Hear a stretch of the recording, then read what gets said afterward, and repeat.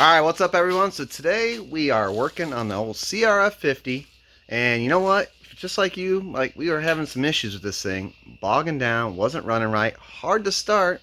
So you know what? If you're having those problems, we might be in the same boat, because we cleaned that car about 3 times, couldn't find the issue. Even cleaned that little pilot jet that's not really a jet. I don't know what it is, just a small little siphon tube, I don't know. But either way, we cleaned everything, didn't run right, so now we're into the valves. We're going to get these valves adjusted, and hopefully that fixes our problem. If not, at least we got our valves inspected, and then we can move on to maybe the next issue. But first, let's get these valves adjusted and see what happens.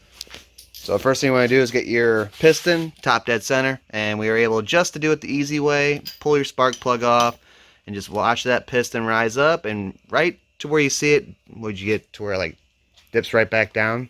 Nope, right to the top. Alright, just watch it rise right to the top, get to extended stroke, and if you don't know where it's at, you'll see it to start, the piston will start to go back down, and you know that was past top dead center, and you gotta get it to come back up.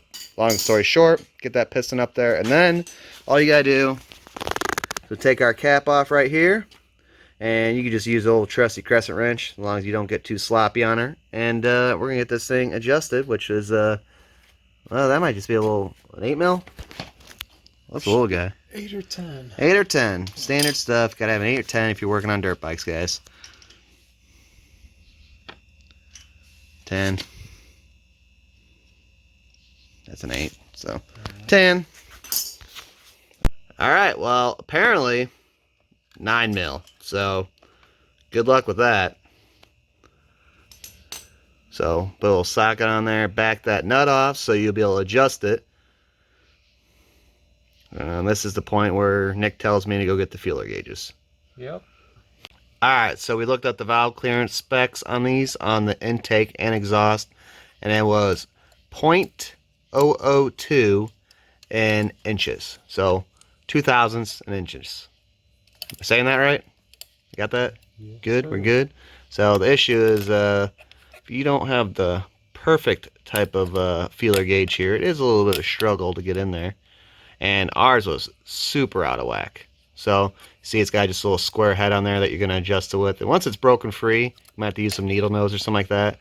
It will adjust freely, and that nut is just to lock it back down to keep it from tightening or loosening. So it says that you could be pretty much 1/1000th above or under that 2/1000th mark in inches, and it was, I believe it was 500ths, and in millimeters was the... Why do you do one or the other? What's the math? Is it just maybe the type of feeler gauges you have? Maybe they're not labeled both ways? Thousandths of inches is easier to get the right amount of gauges in there. Oh, well, okay. Millimeters is just like 0.1, 0.2, and they give you like a spec of usually like 0.24 or some weird stuff. Gotcha. You heard the man. So you want to get it to where you can see it just barely squeaks in there, and that's when you know you're usually pretty darn good. So, sloppy or not going in at all is no bueno. Yep. The only nice thing about us doing this bottom one for you guys will you get a little bit better of a visual. Not really, just kidding. It's a dark hole. There's things going on inside there. But I can't stress enough, make sure you get that piston at top dead center before you do this. The way we did, it's kind of, I wouldn't say it's the cheater way, but it's definitely the easier way. The other way, you could probably take this cap off here and get a visual on your cam, and that'd be your most efficient way maybe to find top dead center. Or exact way, I should say, proper way. But it's just a 50. She'll be alright. Valve clearance is overrated. Obviously not, because here we are. Alright, well, we got that one adjusted all up. Moment of truth. That's the nice thing about these little bikes, guys. The valves are just a little bit easier than your more complicated bikes. So, turn the gas back on. Oh yeah, shut the gas off. There you. Alright. What are you thinking? Think it's gonna be it? Whoa. we want to recheck those maybe? That was sounding louder. They're moving now. True. Video because we might blow up our buddy's bike. But it felt like it had something in the kick. It felt like it was doing something. So it might do something. Ooh. Hey, it starts up now. Maybe that's why they had the valve so tight, so you couldn't hear it.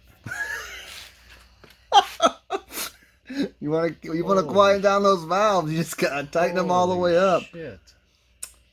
Ooh, that's not great. Try and start it now, and I'll adjust the idle some. Mm-hmm.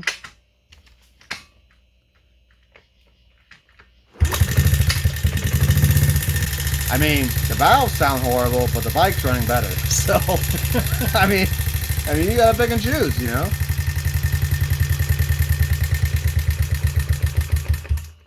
That sounds god awful, dude. Yeah, that's bad.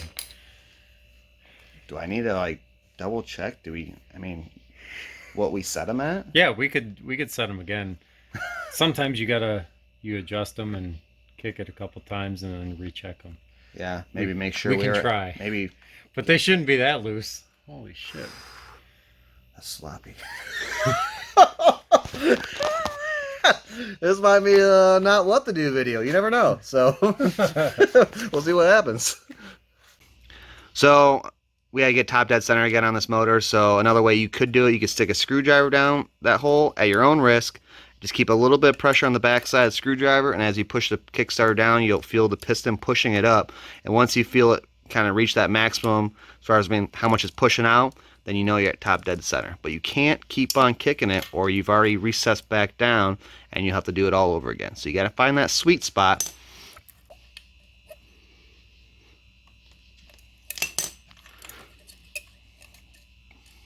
But regardless of that valve noise, she was running pretty darn good.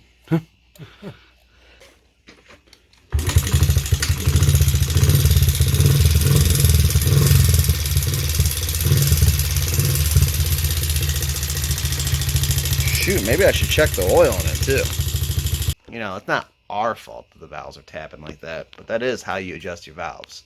And obviously, if you adjust your valves and they sound like that, it means you probably already sucked in so much dirt or something, or just, you know what, probably about time for you to invest in that big bore kit and just let her eat.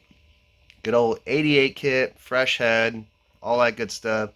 Get it from TB, Faster Minis, you know, all those good sites. And you'll be pretty happy you did it, because those make these things just come alive, and they rip for sure. So we got one in our Xr50, an 88 big bore kit, the head and all the goods, and that thing rips for sure. If that thing had a clutch, that thing would be right there competitive with the 110 Ls. So for sure. But I think we're gonna try a couple more things, but we're pretty sure we got everything right. All right, checking the oil. Just like that. All right. Well, holy moly! Where are you guys at? Where are you guys at? There. Look. Whew. That's dirty. You know what?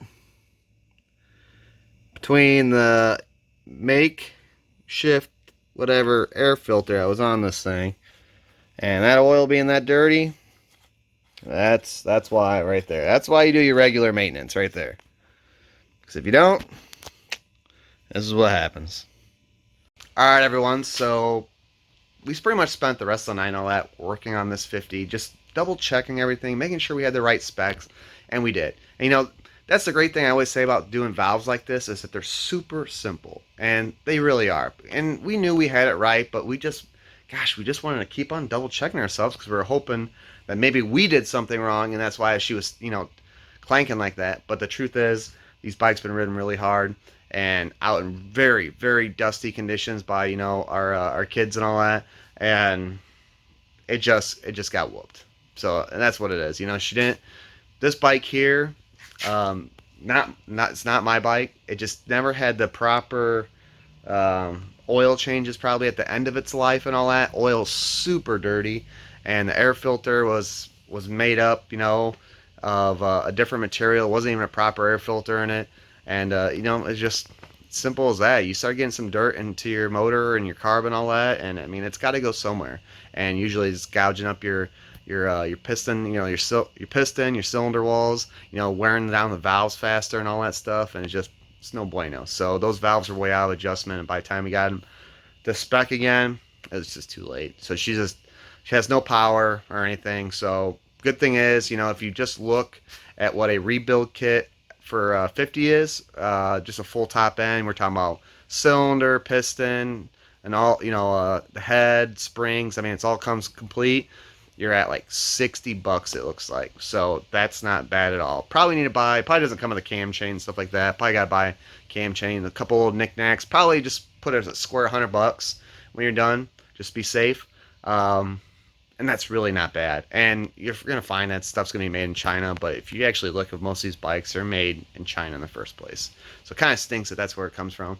But, it just is what it is. So we're going to end up buying that kit, and then we'll do a nice little rebuild video for you guys and all that. Getting this thing dialed in, running right, because that's what we want to do. You do have the option of just going straight up to the big bore kits like we kind of talked about a little bit earlier maybe in the video. But if you don't want to spend that money, being about $400, then just getting her back to the old stock, 50, that's all right. So we got a good carb and all that stuff. We just got to get the rest of the thing running good, ripping, just to have a little, just have a little fun in the yard. So I appreciate you guys watching. I hope this video helped you out a little bit, whether it solved your problem and maybe you got your bike up and running, or you know what the next step is and what you have to do. But till then, we'll see you later.